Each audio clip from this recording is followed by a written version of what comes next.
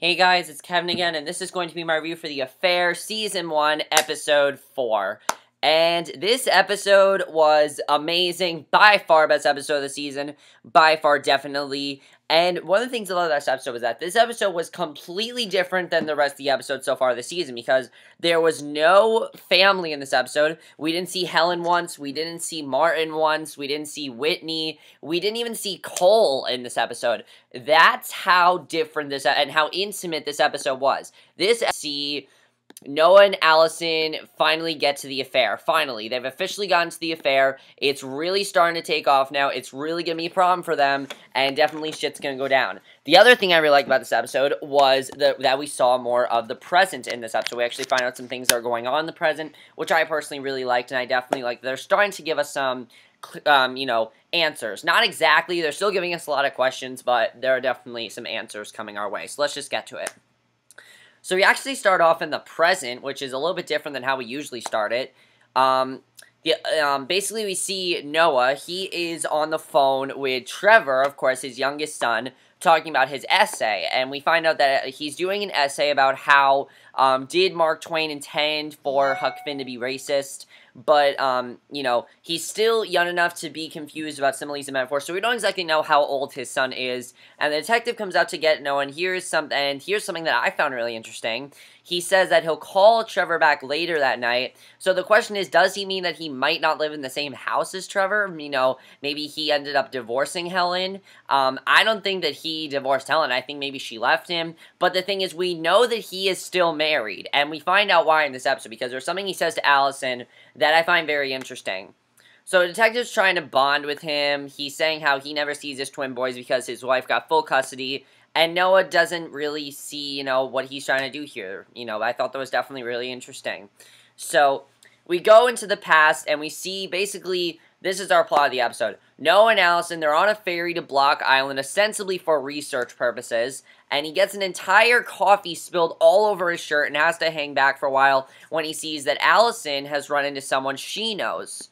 So, once they reach dry land, she suggests buying him a new one, and, basically, once inside, they're doing, basically, they're acting like a couple in this episode, definitely. They're right in the beginning of the episode, they're acting like a couple. You can tell right away that they are definitely getting closer, and they're definitely acting like a couple, just the way they're acting throughout this whole episode. And I gotta say, that was definitely really good to see. I like seeing them work as a couple, because here's the thing. The show, while you know what they're doing is wrong, the show makes you want to root for them as a couple. I personally like them as a couple. I think they're good together. I do like them. And eventually they are our main focus of this show. They are going to be our central couple on this show. So knowing that, they are doing a very good job with that, definitely. I thought that was definitely really good.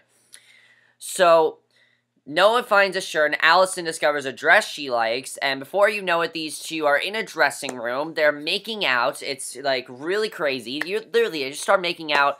She tells him to zip her dress, and I was like, okay, definitely this is gonna get, a little bit sexual.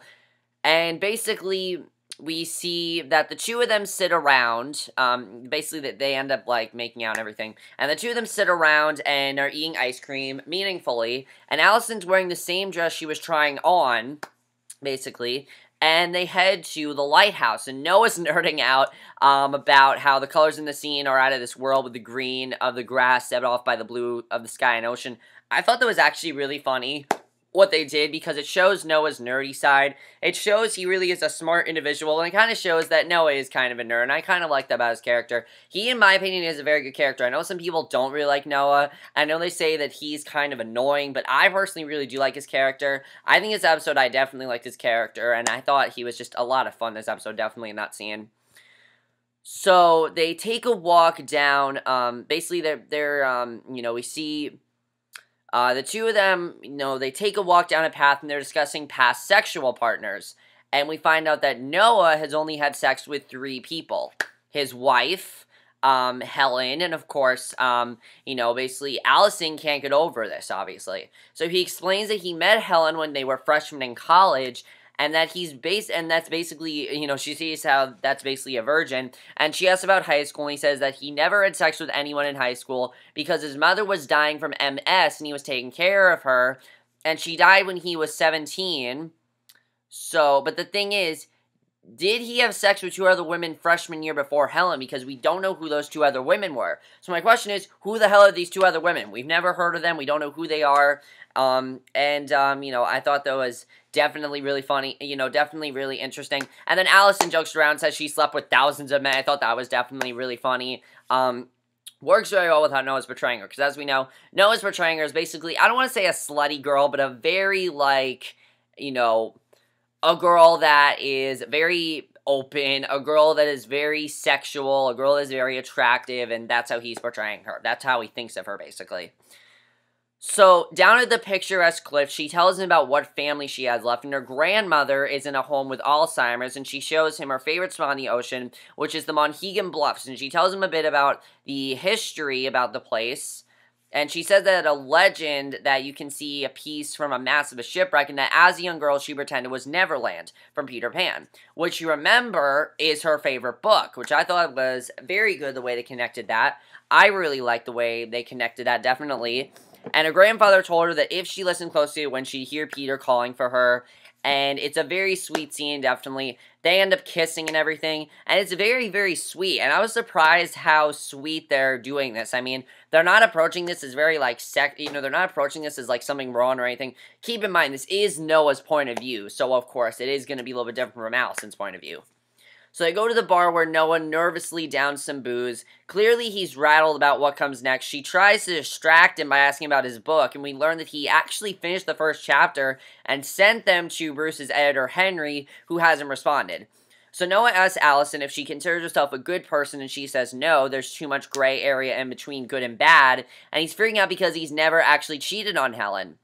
So he tells her how he could never convince himself it was worth it, and he tells her, and Alison reasonably doesn't understand why. She says she never has cheated on Cole and works a little seductive magic on Noah that seemed to be working till his phone rings. And of course, it's Helen.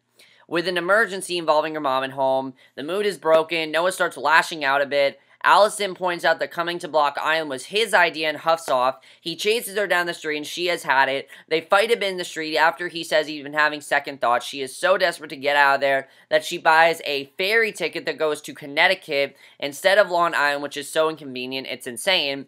And he drafts around on his own. He goes to the Island Museum where the woman Alison talked on the ferry ride is working. He lamely explains he knows Alison through his wife because the woman takes yoga together. He's a novelist, and I thought that was really funny. I mean, come on, he's a novelist, that's the best he can do.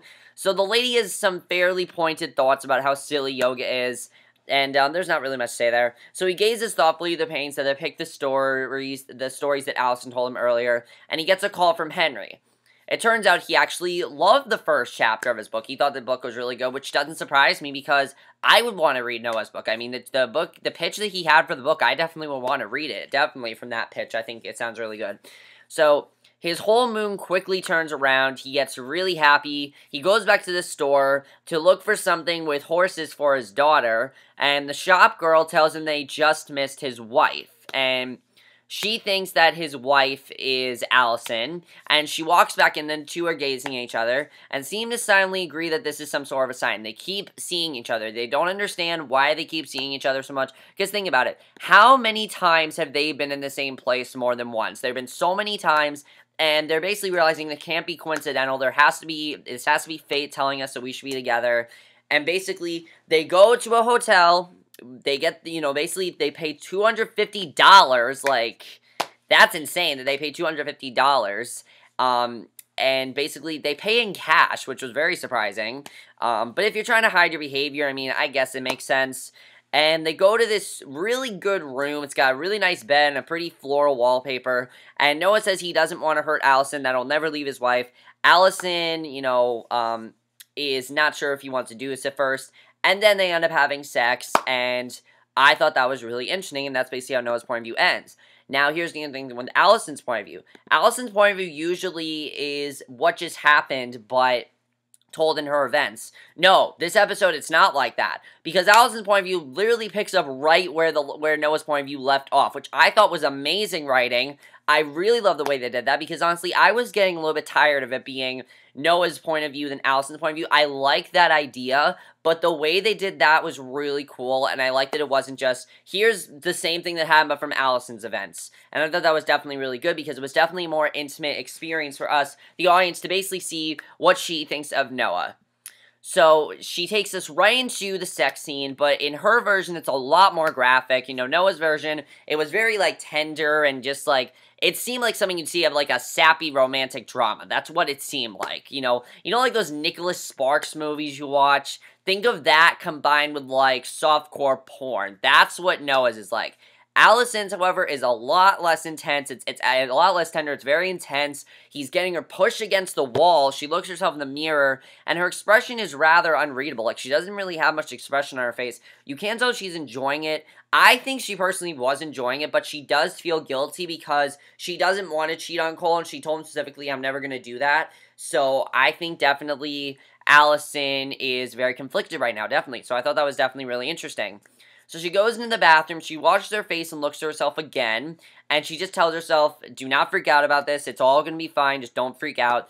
But apparently, because when she goes back to the bed, Noah's all, wants to do it again, basically. And Noah attempts to calm her down, tries to cuddle, which she admits she's not into, and she feels like she's suffocating. He opens some windows, and she's still a wreck.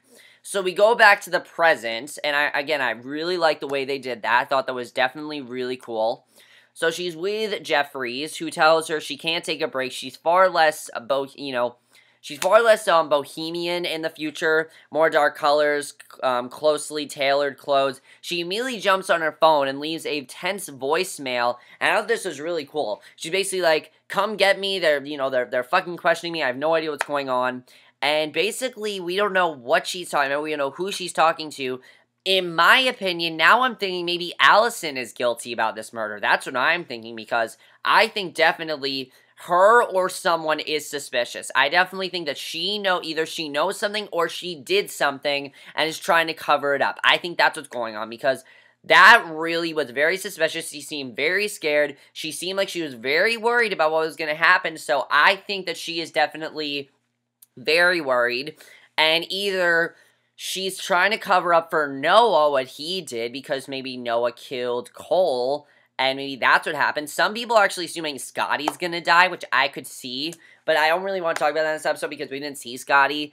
Or she did something. Maybe Allison killed someone. Maybe Allison, maybe Noah and Cole get into, a fight, and Allison could have, prevented it, and she feels like she was the one that caused it. I don't know. Definitely, that makes me very suspicious, though. And definitely much more suspicious about Allison than I thought it would be. Before, I was suspicious about Noah, but now I'm suspicious about Allison, which I think is definitely really cool. They basically portrayed Allison as a perfect character, but with a character that has a lot of flaws, but definitely is a more realistic life setting than Noah, and, now it's very different. So I think that definitely is really cool. So Jefferies goes up to her, he tells her that he met his wife in a parking lot, and he says they've been married for 25 years and still act like newlyweds. So that's really weird, because this guy's basically playing them, and I thought that was definitely really weird what's going on, because he said to Noah the exact opposite, that, he has kids who, he never sees his wife, and I thought that was definitely really interesting. So what the fuck is this guy's angle here? Why is he not telling the truth, and is he just trying to sympathize with them? Was he hired or something? Definitely there's something going on with Jefferies. I don't know what's going on, we'll have to see. So they return to the Mohegan Bluffs and learn important things about one another. Basically, we find out that Noah's from western Pennsylvania, his father is still there. He learned how to swim on a lake, and Allison is deeply pensive and tells him a similar story to the one in his memory. But this version, it's much gloomier. And she says that if you listen closely to the wind, you can hear the sound of a little boy who died on the ship calling for his mother. It's not as happy as Noah portrayed it. And Noah shares his dead mother still talks to him sometimes, telling him to let it go. And Allison is very close to tears. She looks like she's just about to burst down into tears. And this is definitely the most emotionally intimate we've seen these two, because they are definitely there for each other. You can see that they, really care very much about each other, and they end up making out, and I thought that scene was definitely really good. So they return to the room, even though they have only an hour till the ferry leaves, literally only an hour, and they then return to having sex again. They're about to have sex again, and, but she ends up shutting it down, because he finds the cut on the inside of her thigh. And I was personally thinking, okay, definitely she's trying to cover up something here. So she's very confused about the turn of events. He's pissed off. She lashes out on him about cheating on his wife. She's like, you're fucking someone who's not your wife. I agree what she's saying here. You know, he doesn't understand what's going on there. You know, he doesn't know what's going on. He doesn't know why she's so upset all of a sudden. And he basically says how, you know, he tells her how you can trust me and everything. It's all going to be okay. And basically she says, why would I do that? You're a married man with 4 kids who's cheating on his wife. And he ends up kicking the dresser. He puts a big hole into it. And we get a kind of funny scene. I thought this was kind of funny. They literally have to switch out dressers from another room, and it seems to dissolve the tension between them. They run like lunatics from the scene of the crime laughing, and basically that got them over it. So I thought that was definitely very good. I like seeing that. I like that they have some humor on the show, definitely. Because even though Margaret wasn't in this episode, there was humor on the show. Because Margaret really is giving us a lot of humor. Margaret is, Helen is, you know, a lot of stuff with Noah's family is. There's a lot of humor going on there. Also, there was no, you know, Oscar in this episode, so because of that, you know, Oscar, we didn't get a lot of humor either, so I like that they did have some humor in there, though.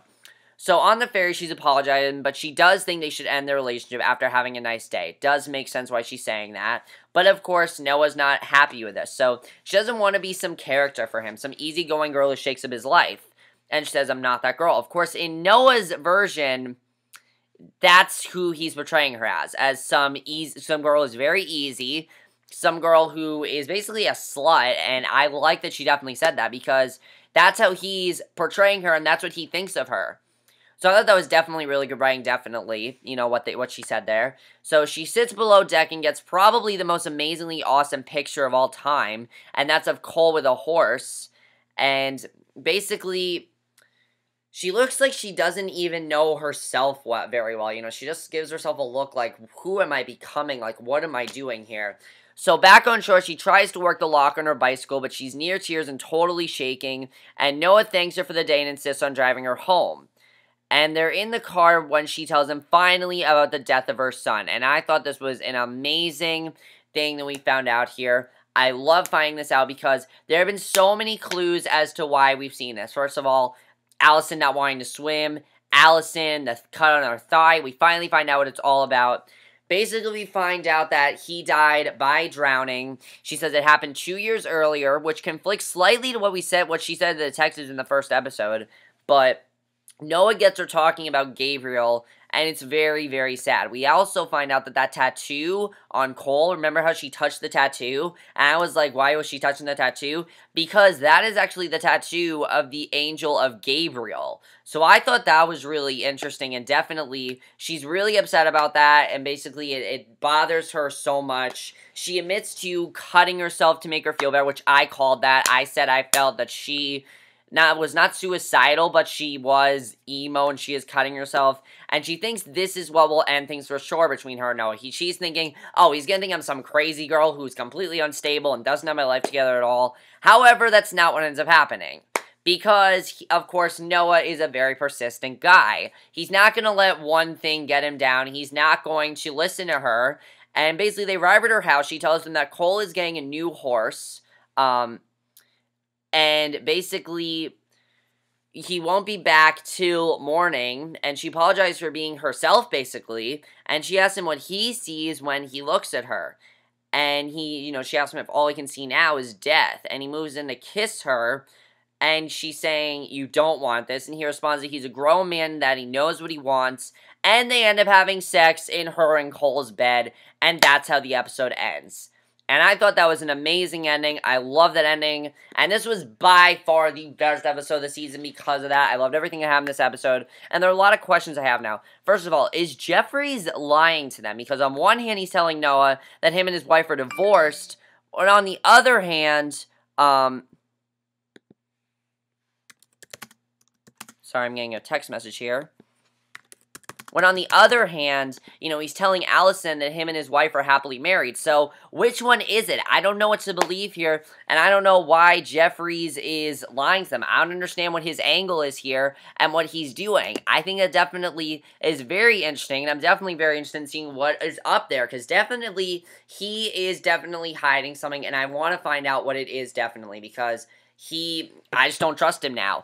Alison, Noah, they're definitely going to get this affair going. Definitely someone's going to go there. Do you not trust Alison as much now? Because of what she did, I feel Alison's either seen or done something that she's trying to cover up, and, you know, she knows that Jefferies is on to her, and that definitely is very interesting what's going on there.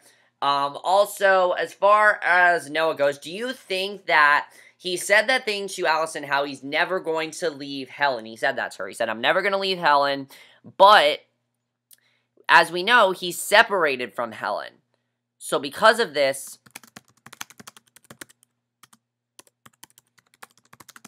you know, he says, so because of this, what I think is going on is that he didn't divorce Helen, but she left him. So she's not living with him because I think she does know about the cheating scandal. Now I think she does, and I definitely love that they started the affair. It's really picked up the show a lot. Let me know what you guys thought of this episode. What did you think of it being just Noah and Alison? I thought that was really well done the way they did that. I definitely really enjoyed that. What did you think of the way they did the split story dynamic a little bit differently in this episode with it not being what happened before all that? I thought that was really cool. Do you think Alison's innocent for something? Definitely am interested in seeing where that's going to go. A lot of people call the sex scenes very, very graphic. I could see why people are saying it. I didn't think they were as graphic as Outlander. Outlander was definitely a lot more graphic this year. But I am really loving this show. I'm loving where this episode is going. And I can't wait for the next episode. And that's it, my review. Hope you guys enjoyed. I'll see you guys in my next video, which will be my review for the original. So I'll see you guys for that. Okay, bye.